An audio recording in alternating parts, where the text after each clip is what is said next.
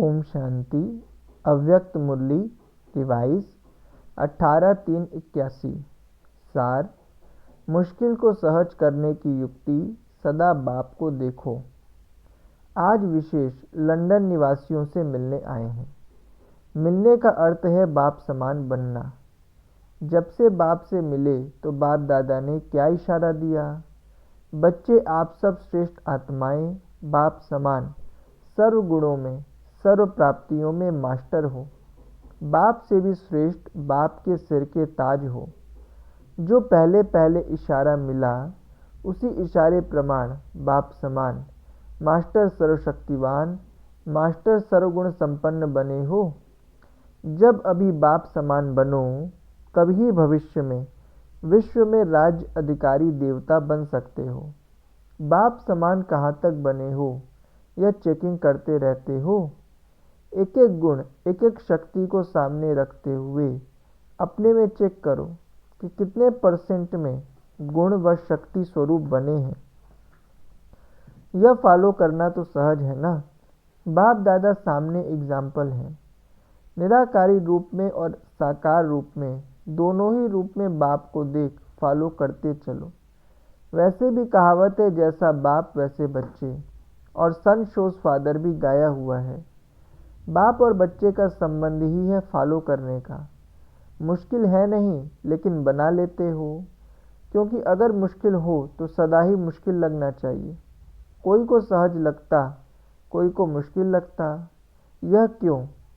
और कभी उसी को सहज लगता, कभी मुश्किल लगता। यह क्यों? इससे क्या सिद्ध होता है? चलने वाले की कोई कमजोरी है जो मुश्किल लगता है। बाप की महिमा है जो अभी तक भक्त भी गाते हैं। साथ साथ आप महान आत्माओं, पूज्य आत्माओं की भी वही महिमा है।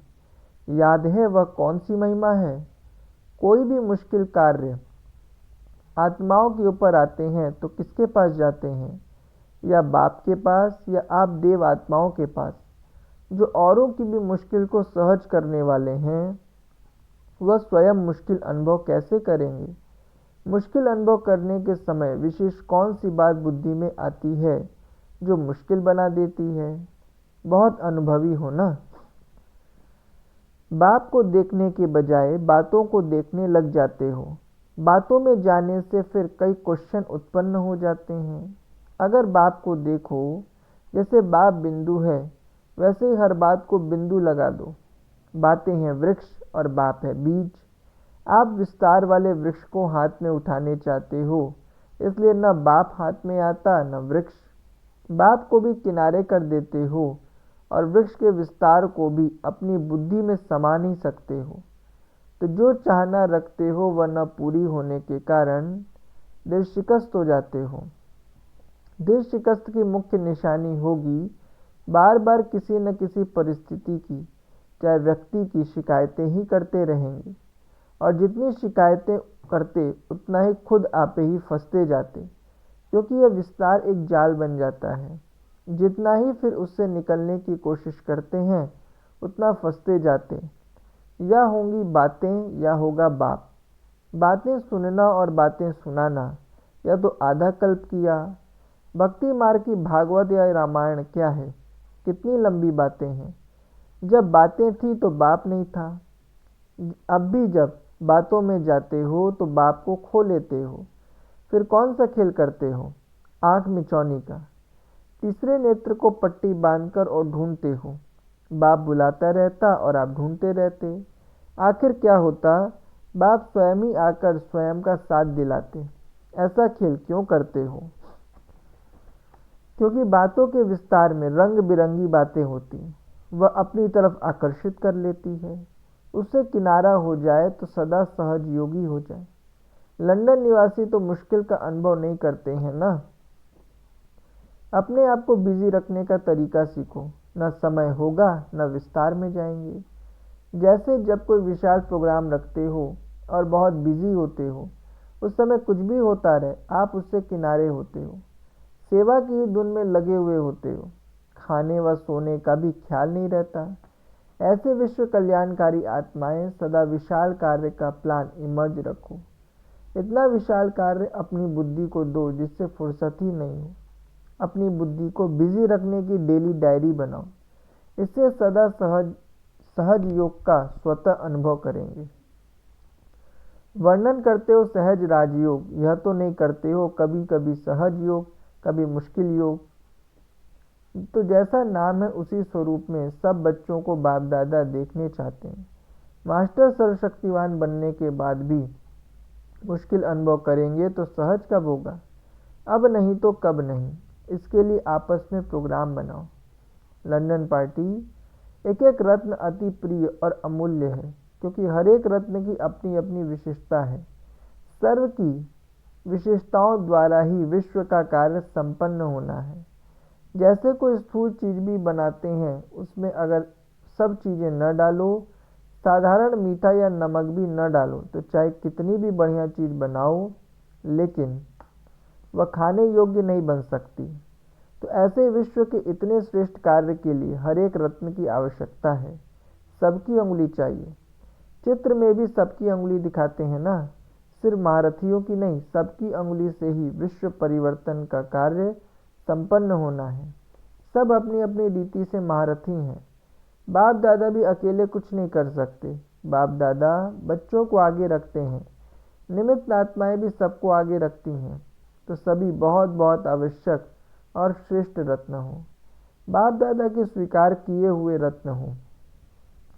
यादगार में तो दिखाते हैं भगवान की पत्थर पर भी नजर पड़ जाए तो पत्थर भी पारस बन जाता है।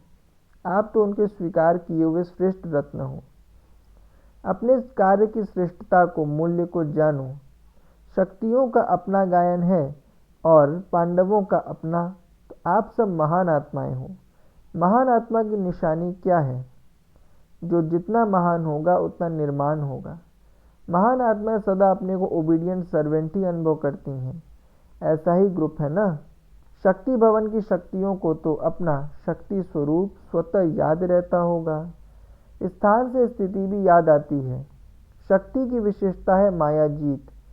शक्ति के आगे किसी भी प्रकार की माया आ नहीं सकती, क्योंकि शक्ति माया के ऊपर सवारी करती है। शक्तियों के हाथ में सदा त्रिशूल दिखाते हैं। यह किसकी निशानी है? त्रिशूल स्टेज की निशानी है। संगम युग के जो टाइटल हैं, मास्टर त्रिमूर्ति, त्रिनेत्री, त्रिकालदर्शी, त्रिलोकीनाथ, यह सब स्थिति की निशानी इस त्रिशूल में आ जाती है। तो यह स्टेज स्मृति में रहती है। निरंतर को अंडरलाइन करो। बहुत अच्छा भाग्य बनाया है जो विश्व के वायुमंडल से किनारा किया। बाप दादा भी बच्चों के भाग्य को देख खुश होते हैं। सदा अपने को पूज्य आत्माएं समझकर चलते हो। पूज्य आत्माएं अर्थात महान आत्माएं। महान बनने की विशेषता है सदा अपने को मेहमान समझ चलना। जो मेहमान समझकर चलता है वही महान पूज्य बन जाता है। क्यों? क्योंकि त्याग का भाग्य बन जाता है। मेहमान समझने से अपने देह रूपी मकान से भी निर्मोही हो जाते। मेहमान का अपना कुछ नहीं होता, सब कुछ होता भी है लेकिन अपनापन नहीं होता। कार्य में सब वस्तु लगाएंगे लेकिन अपनेपन का भाव नहीं होगा। इसलिए न्यारा भी और सर्व वस्तुओं को कार्य में लाने वाला प्यारा भी। ऐसे मेहमान समझने वाले प्रवृत्ति में रहते, सेवा के साधनों को अपनाते, सदा न्यारे और बाप के प्यारे रहते हैं। ऐसे महान हो ना, मेहमान समझते हो ना। आज यहाँ है, कल चलेंगे अपने घर, फिर आएंगे अपने राज्य में। यही धुन लगी है ना, इसलिए सदा देह से उपराम। जब देह से उपराम हो जाते हैं तो देह के संबंध और वैभवों से उपराम हुए ही पड़े हैं। यह उपराम अवस्था कितनी प्यारी है। अभी अभी कार्य में आए, अभी अभी उपराम। ऐसा अनुभव है ना। आपके जड़ चित्र पूज्य रूप में मंदिरों में रखते हैं, लेकिन भक्ति में भी संगम की उपराम स्टेज की परंपरा चली आती है। मंदिर लक्ष्मी नारायण का, लेकिन लक्ष्मी नारायण अपना समझेंगे, उपराम है ना। जड़ चित्र जो पूज्य बनते हैं उनमें भी अपनापन नहीं, तो चैतन्य पूज्य आत्माएं, उनमें भी सदा मेहमान वृत्ति। जितनी मेहमान की वृत्ति रहेगी उतनी प्रवृत्ति श्रेष्ठ और स्टेज ऊंची रहेगी। लंदन निवासी नाम मात्र कहा जाता है, लेकिन है सब मेहमान। आज यहाँ है, कल वहाँ होंगे। आज और कल 2 शब्दों में सारा चक्कर स्मृति में आ जाता। ऐसी महान आत्माएं पूज्य होना। लंदन निवासियों का निश्चय और उमंग बहुत अच्छा है। कमजोर आत्माएं नहीं हैं, विघ्न आया और पार किया। बकरियां नहीं हैं, सब शेरनियां हैं। बकरीपन अर्थात मैंपन खत्म। शक्ति सेना का झंडा अच्छा बुलंद है। एक एक शक्ति सर्वशक्तिवान बाप को प्रत्यक्ष करने वाली है। जब शक्ति सेना मैदान में आ जाएगी तब जय जयकार होगी। पहले जय जयकार का नारा कहाँ बजेगा, लंदन में या अमेरिका में? बाप दादा सदा स्नेही बच्चों को अमृत वेले मुबारक देते हैं। वाह मेरे बच्चे वाह, यह गीत गाते हैं। गीत सुनने आता है टीचर्स के साथ। यह लंदन की सेवा का श्रृंगार है। जैसे लंदन के म्यूजियम में रानी का श्रृंगार रखा है ना, वैसे बाप दादा के भी म्यूजियम में बाप दादा की सेवा के श्रृंगार हो। सदा महान और सदा निर्माण। यही विशेषता स्वयं को भी महान बनाती है और सेवा को भी महान बनाती है।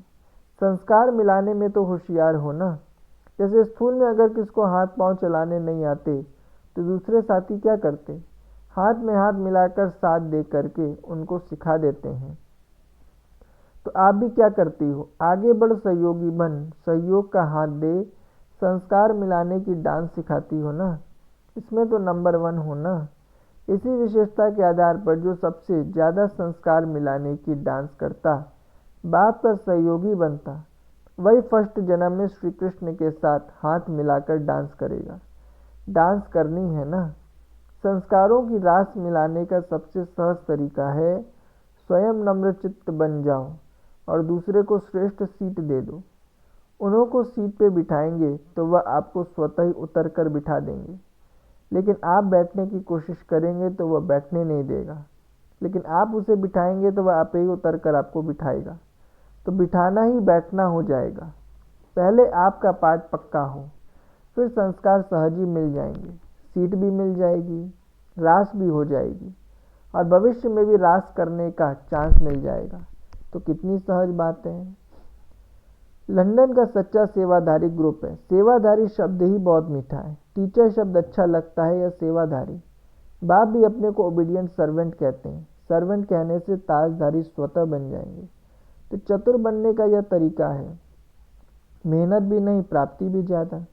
तो चतुर सुजान बाप के चतुर सुजान बच्चे बनो। फ्रांस, याद की यात्रा में सदा चलते हुए हर कदम में पद्मों की कमाई जमा कर रहे हो।